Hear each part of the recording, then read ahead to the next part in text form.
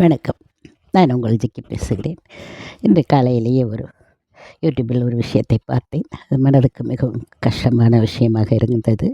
நாமக்கல் அருகில் ஒரு வயது பையன், அவருக்கு கல்யாணம் செய்ய வேண்டும் என்று தோண்டி புரோக்கரை சந்தித்திருக்கிறார். புரோக்கர்கள் சேர்ந்து அவருக்கு ஒரு பெண்ணை பார்த்து, அந்த பெண்ணுக்கு இவர் மாப்பிள்ளை 1,00,000 பணம் கொடுத்து 9 பவுன் நகையை போட்டு, அந்த புரோக்கராக வந்தார்களே பெண்கள் 5 பேர் வந்திருக்கிறார்கள். அவர்களுக்கு 5 பேருக்கும் ரூ. 1,00,000 சேர்த்து கமிஷன் கொடுத்து கல்யாணம் செய்திருக்கிறார்.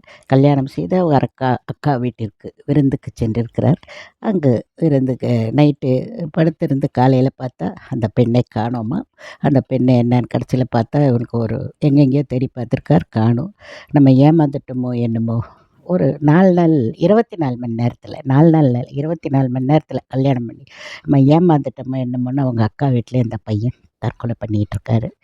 இதெல்லாம் கேட்குறதுக்கு காலையிலே மனசு கஷ்டமாக இருந்தது. இருந்தாலும் சொல்கிறேன், ஆண்களை நீங்களும் உஷாராக இருக்க வேண்டும்.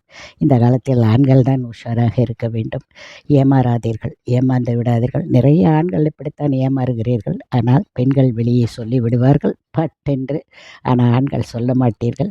தயவுசெய்து நீங்கள் படிக்கிறீர்கள், தெளிவாக இருக்கிறீர்கள், சம்பாதிக்கிறீர்கள், உலகத்தை நன்கு அறிகிறீர்கள். இருந்தாலும் இது மாதிரி விஷயங்களில் ஏமாந்து விடாமல் உங்களை நீங்கள் காத்து கொள்ளுங்கள்.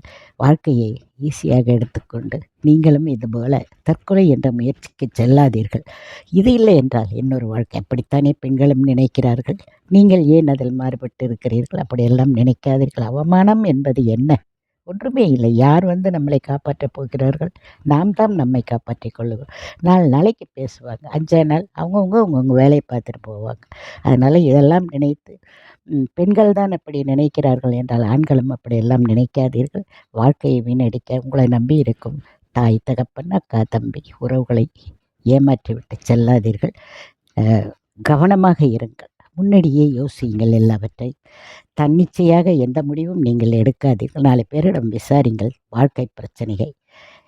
நன்றி. அடுத்த வீடியோவில் சந்திப்போம்.